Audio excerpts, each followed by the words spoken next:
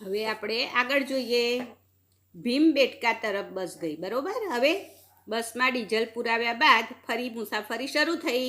હવે બાળકોને કહેવામાં આવ્યું કે આપણે ક્યાં જઈશું? ભીમબેટકા જ ઊભા રહીશું. અંજન પૂછે છે કે ભીમબેટકા શું છે? એટલે રૈના કહે છે આ સ્થળ 10,000 વર્ષ પહેલાં લોકો દ્વારા બનાવેલ ઘણી બધી ગુફાઓ અને ગુફા ચિત્રોનું છે. સુમિતને નવાઈ લાગી. 10,000 વર્ષ? હું તો 1000 વર્ષ પહેલાંનું પણ વિચારી શકતો નથી.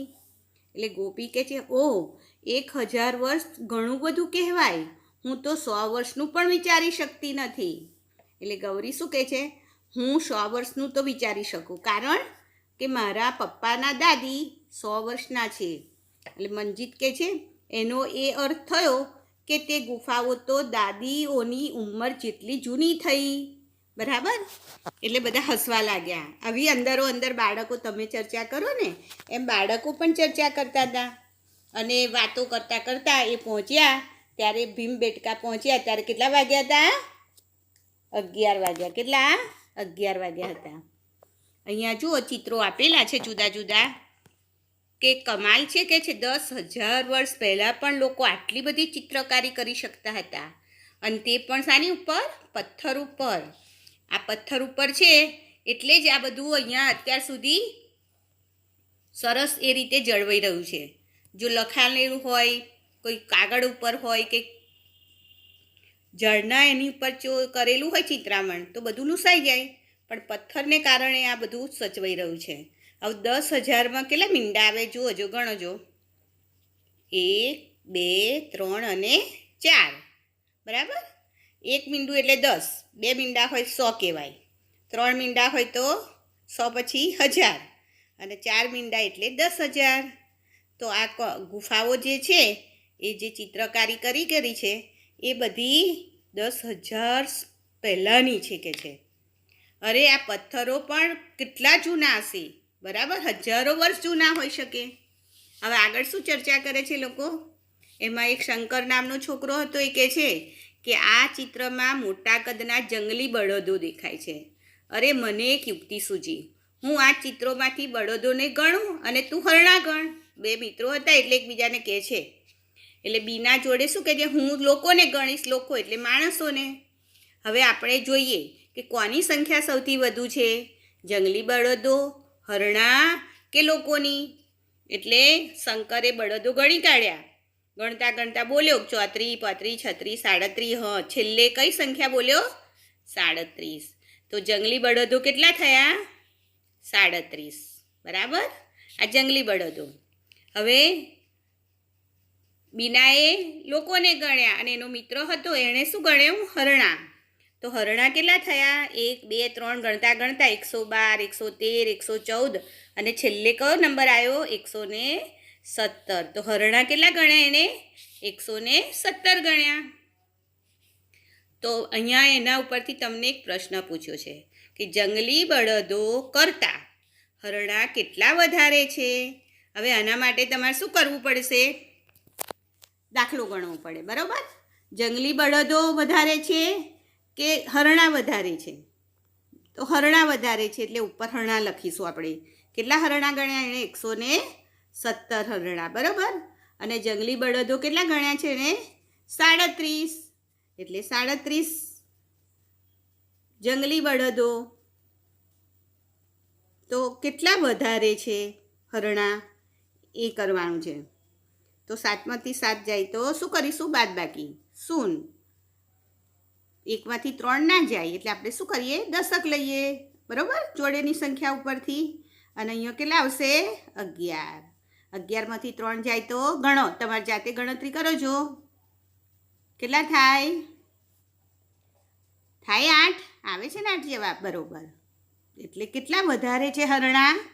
80 હરણા વધારે કહેવાય ને. અહીંયા જવાબ લખી દો બધા. પરંતુ બીના સૌથી વધુ ખુશ છે, કારણ કે બળદો અને હરણાની કુલ સંખ્યા કરતાં લોકોની સંખ્યા વધારે છે. હવે વિચારો કે બંનેની સંખ્યા કરતાં પણ લોકો એટલે માણસોની સંખ્યા વધારે છે. એટલે તેની સંખ્યા 200 કરતાં ઓછી છે.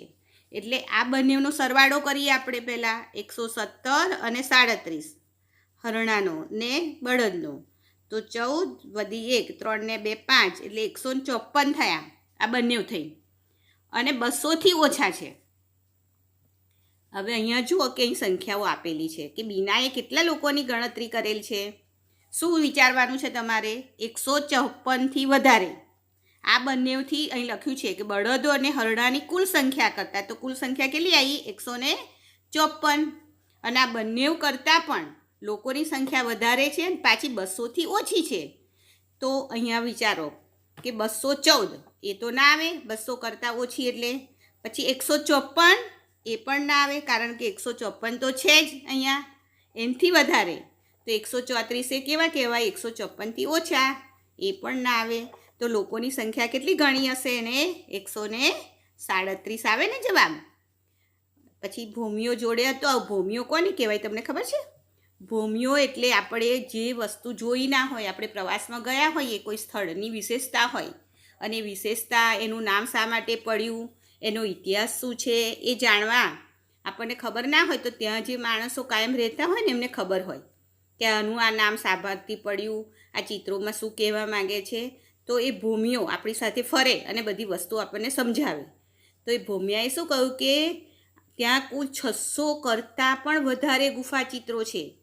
હવે વિચારો કે ગુફા ચિત્રો આ જે તમે જોયા ને અહીંયા બધા ચિત્રો ગણ્યા, અહીંયા ગણ્યા, એ ગુફા ચિત્રો હતા અને એ બધા કરે તો 600થી પણ કરતાં વધારે છે. પછી સૂચના આપવામાં આવી કે હવે ભીમબેટકાથી નીકળવાનો સમય થઈ ગયો છે.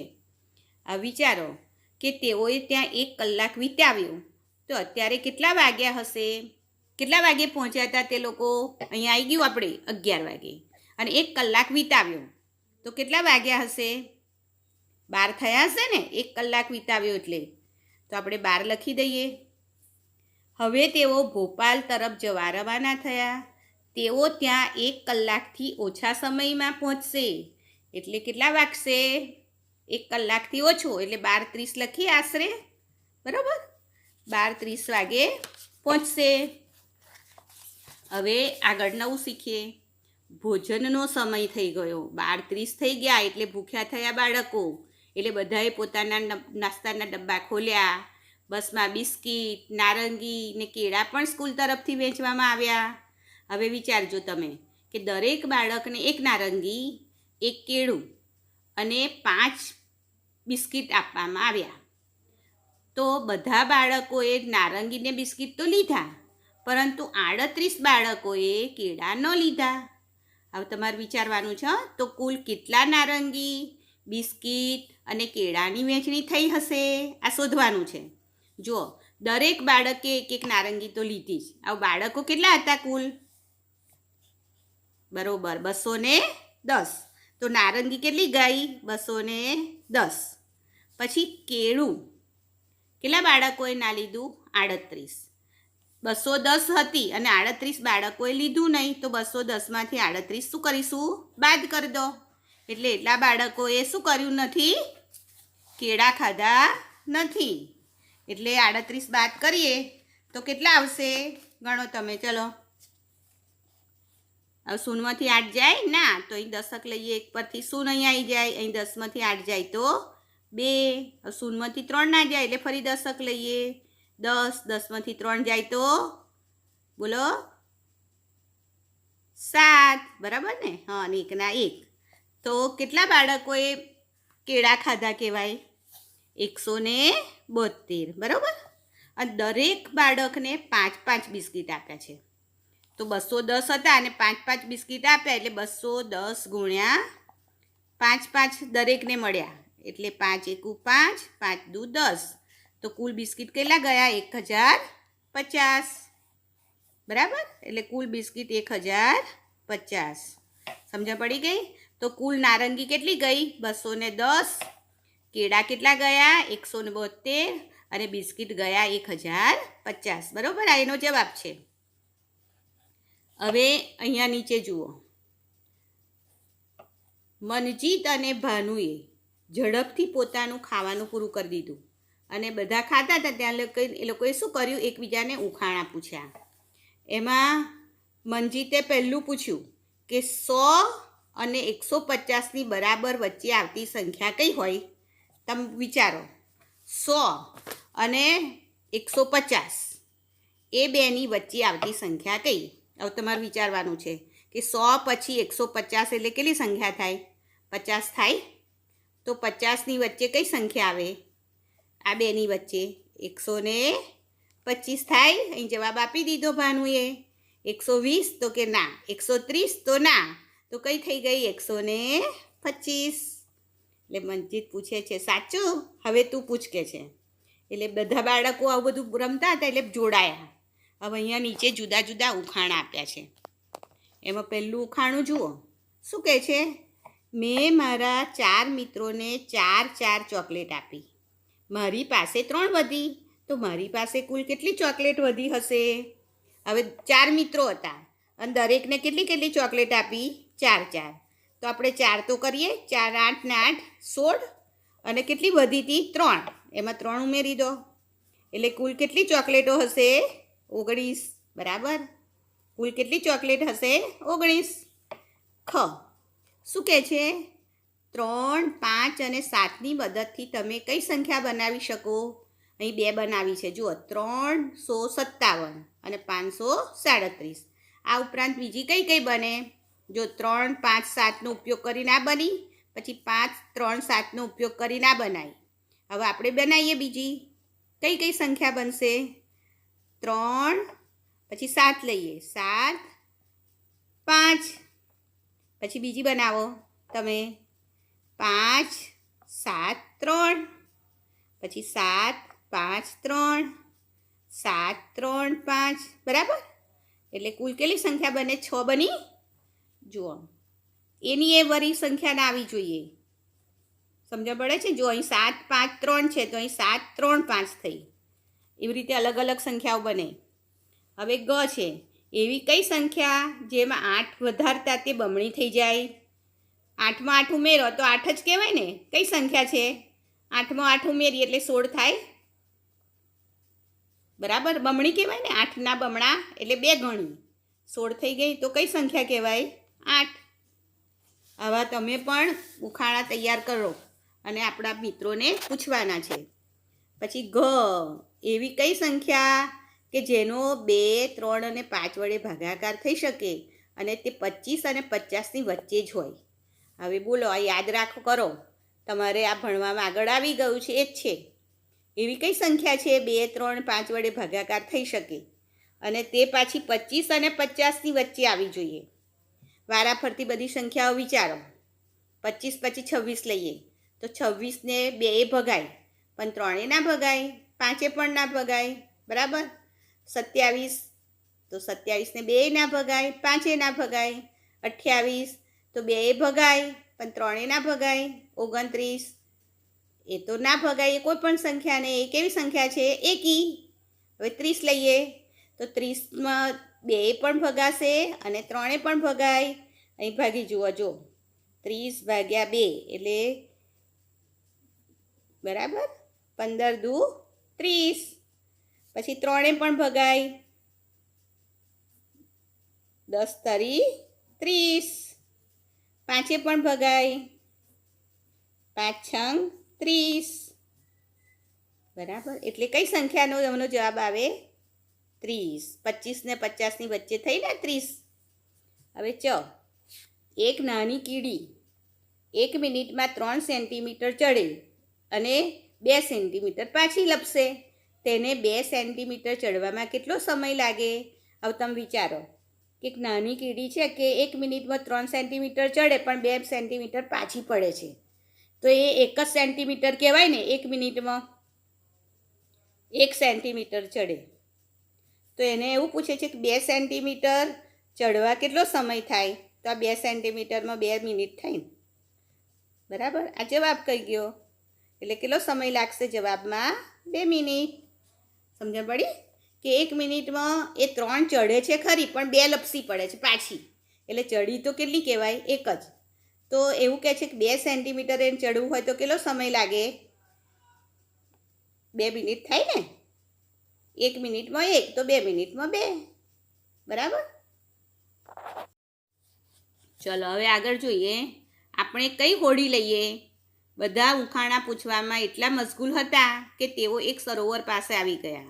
એની પણ ખબર ન પડી, અને એ પણ બહુ મોટું સરોવર હતું, જેને આપણે એક ટાપુ જ કહી શકાય. હવે ટાપુ એટલે શું ખબર તમને? વચ્ચે પાણી હોય ને આજુબાજુ જમીન, એ ટાપુ. સરોવર પણ એટલું સુંદર લાગતું હતું. ઘણા બધા એમાં બતકો હતા અને જોરથી અવાજ કરતા હતા. કેટલાક બાળકોએ તો શું કર્યું, બતકને પોપકોર્ન નાખી દીધા અને ખવડાવ્યું. પોપકોર્ન એટલે ખબર છે ને તમને? ધાણી. જુઓ ચિત્ર કેવું સરસ લાગે છે. બધા સહેલગાણી કરે છે ને, બધા જો બોટમાં ફરે છે. બધા છોકરાઓ, એમની મમ્મી પપ્પા, કોઈ ભાઈ બહેન જોડે આવ્યા છે, બધા ફરવા નીકળે. સહેલગાણી એટલે. હવે આવ્યો રોમાંચક ભાગ, અને તે હતો નૌકા વિહારનો સમય. હવે બધાને નક્કી કરવાનું હતું કે કોને કઈ હોડીમાં બેસવું છે, અને એ પણ બહુ મુશ્કેલ લાગ્યું. કેમ? તો ત્યાં જુદા જુદા પ્રકારની હોડીઓ હતી. જુઓ, દરેકના ભાવ પણ અલગ અલગ છે, અને ભાવ પ્રમાણે એનો ફરવાનો સમય પણ અલગ અલગ. તો અહીંયા જુઓ, એક કોઠામાં બધું આપ્યું છે.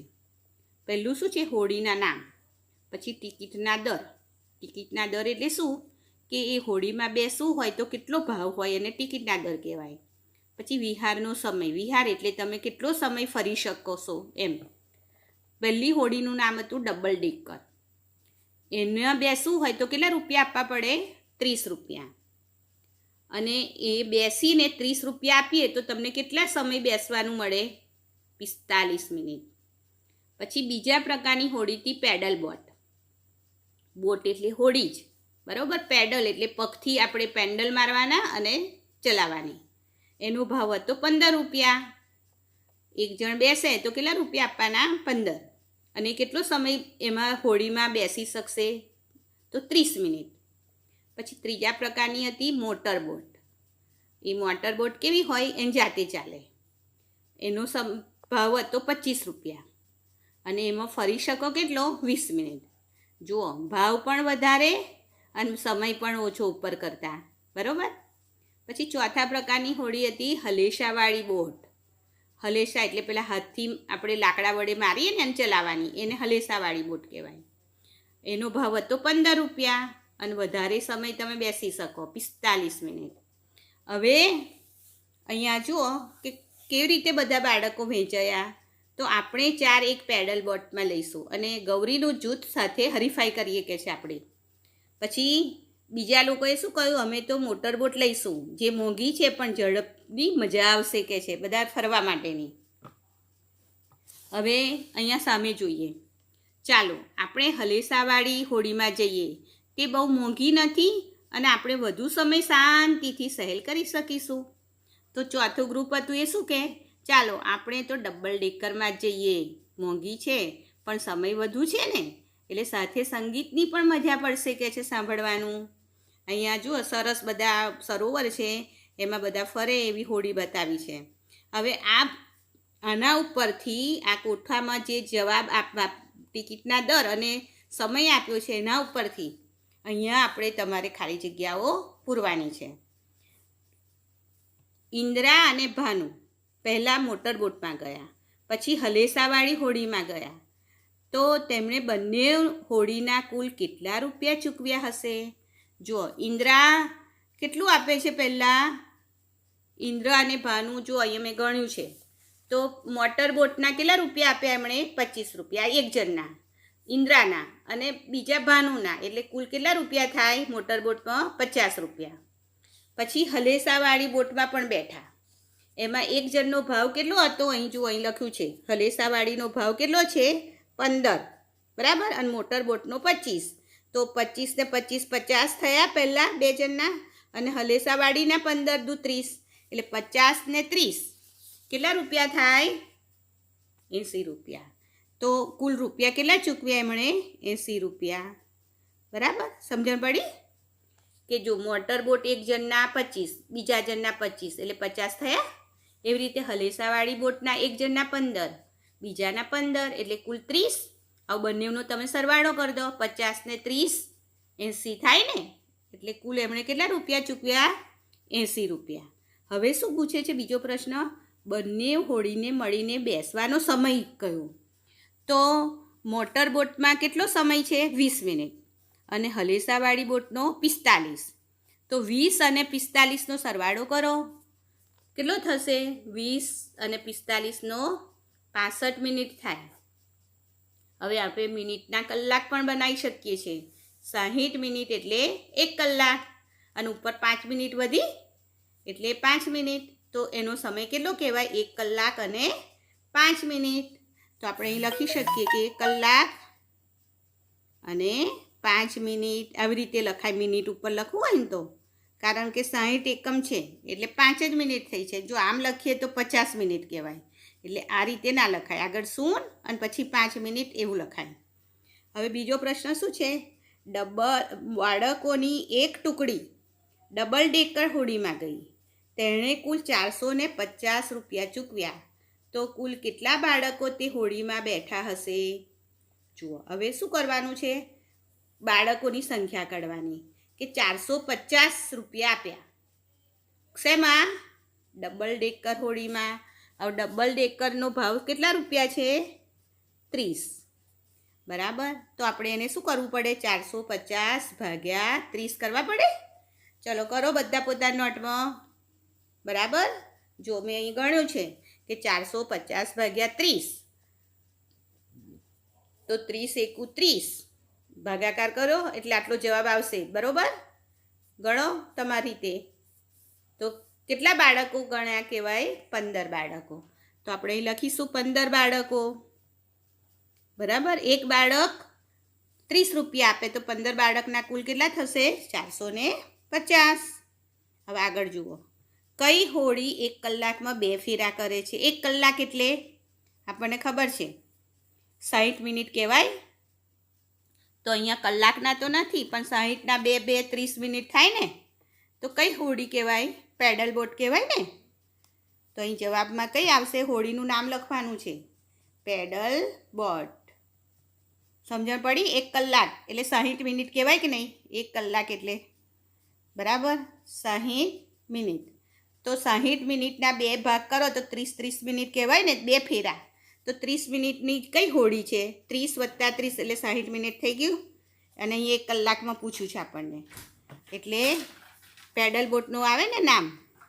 બરાબર. અહીંયા પેડલ બોટ આવશે. પછી કઈ હોડીને 1 ફેરામાં અડધા કલાકથી પણ ઓછો સમય લાગે છે? હવે અડધો કલાક એટલે શું થયું? 60 મિનિટનો 1 કલાક. તો એની અડધા કેટલા કહેવાય? 30 મિનિટ કહેવાય. તો 30 મિનિટથી પણ ઓછો સમય એટલે 1 કલાક. અડધા કલાકથી પણ ઓછો એટલે 30 મિનિટથી પણ ઓછો સમય કઈ હોડીને છે? બોટને છે. તો આ 20 મિનિટ 30થી ઓછા કહેવાય ને, એટલે મોટર બોટ કહેવાય. તો અહીંયા શું જવાબ આવશે? Motor boat. ચલો આગળ. કઈ હોડી ઓછા પૈસામાં વધુ સમય ફેરવે છે? કઈ હોડી? અહીંયા તમે જુઓ કે ઓછા પૈસો અને સમય પણ વધારે. 30 રૂપિયા છે અહીંયા, અહીં 45 મિનિટ. 15 રૂપિયા છે, 30 મિનિટ છે. 25 રૂપિયા છે, 20 મિનિટ છે. 15 રૂપિયા છે, 45 મિનિટ.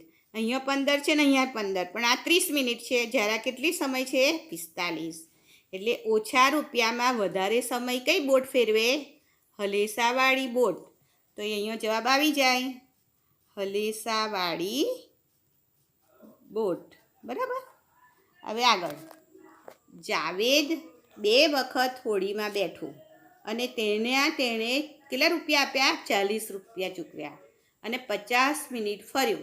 તો તેણે કઈ 2 હોડી પસંદ કરી હશે? 2 વખત હોડીમાં બેઠો છે અને શું ચૂકવ્યું એને? 40 રૂપિયા આપ્યા બેવના અને 50 મિનિટ ભર્યો. તો અહીં શોધી કાઢો. 40 2નો સરવાળો થાય એવો. જુઓ, આ થાય 15 ને 25 ના 40 થાય ને. 5 ને 5 10 શૂન્ય વધી 1 2 ને 2 4 અને અહીંયા 50 મિનિટ થઈ જાય. એટલે કઈ 2 નામ આવશે? પેડલ બોટ અને મોટર બોટ. બરાબર. આ એનો જવાબ થયો ને. હવે આગળ જુઓ કે પાછા ફરવાનો સમય. બાળકોએ જુદી જુદી હોળીની 4 વાગ્યા સુધી મજા માણી. કેટલા વાગ્યા સુધી? 4 વાગ્યા સુધી. હવે પાછા ફરવાનો સમય થઈ ગયો હતો. હવે તેઓ ક્યાંય રોકાવાના ન હતા, કારણ કે તેમને 2 કલાકમાં જ પાછા ફરવાનું હતું. તો તેઓ હોશંગાબાદ કેટલા વાગે પહોંચવા જોઈએ?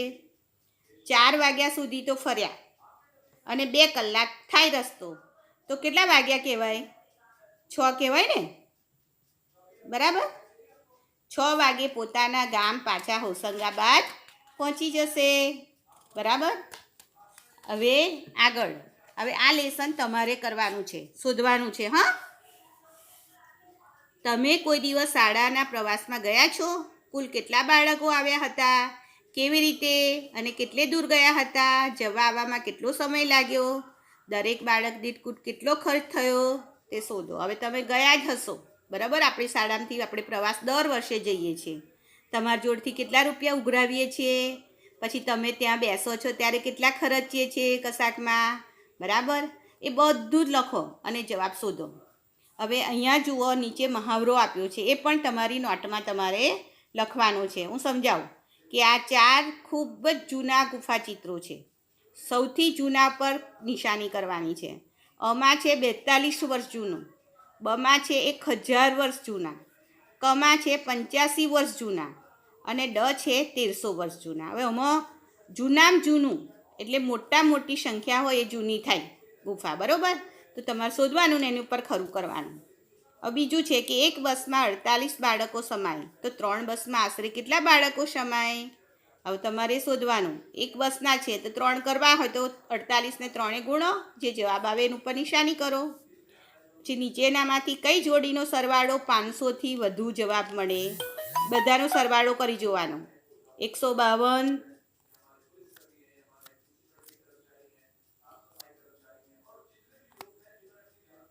બરાબર? 152 વત્તા 241, એ બેનો સરવાળો કરો. પછી 321 ને 192નો કરો, 99 ને 299નો કરો, 401 ને 91નો કરી જુઓ. તો એમાંથી 500થી વધુ જવાબ થવો જોઈએ, એની ઉપર ખરું કરો. હવે કેટલા વાગે શું કર્યું એ જોડકા જોડવાના છે આપણે. જો નર્મદાનો પુલ પસાર કર્યો કેટલા વાગે? તો 9 ને 10 વાગે સવારે. તમારે શું કરવાનું? શોધી કાઢવાનું કે કઈ રીતે પહેલું કર્યું હતું. પછી ભીમબેટકાના ચિત્રો જોયા, પછી શું કર્યું એ લોકોએ?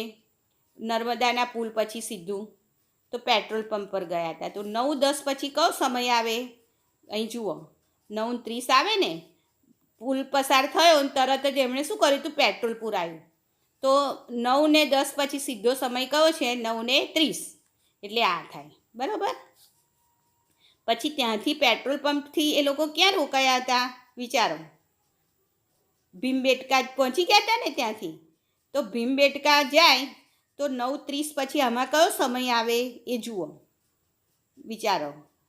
11:30 આવે, બરાબર? તો 11:30 આવે. પછી શું કર્યું? ભીમબેટકા ગયા પછી એ લોકોએ ભોજન લીધું ને, તો આમાંથી કયો સમય આવશે? 11:30 પછી સીધો 12:30 આવે. ખાધું કેટલા વાગે એ લોકોએ? 12:30. પછી ખાધા પછી શું કર્યું? નૌકા વિહાર. તો એમાં કયો સમય આવશે? 3 આવે. બપોરે 3 વાગે કર્યું ને, બરાબર? અને પછી શું કર્યું? હોશંગાબાદ ફરજ પડ્યા. કેટલા વાગે પહોંચી ગયા? રાત્રે 6 વાગે. હવે તમારે આ નોટમાં મેં જે આગળ કરાયા બધા જ ખાલી જગ્યા, પ્રશ્નો, દાખલા ગણવાના નોટમાં, અને આ મહાવરો પણ ગણો, બરાબર? અને આમાં શું કરશો? જોડકામાં સાચો જવાબ એની સામે લખજો, એટલે અહીં સમય ક્રમમાં આવી જશે તમારા, બરાબર? હજુ સમજણ ના પડે તો ફરી તમે મને ફોનથી પૂછી શકો છો. અને આ સ્કેનર વડે QR કોડ ખોલો અને વધુ અંદરની માહિતી તમે મેળવી શકો છો. નમસ્તે.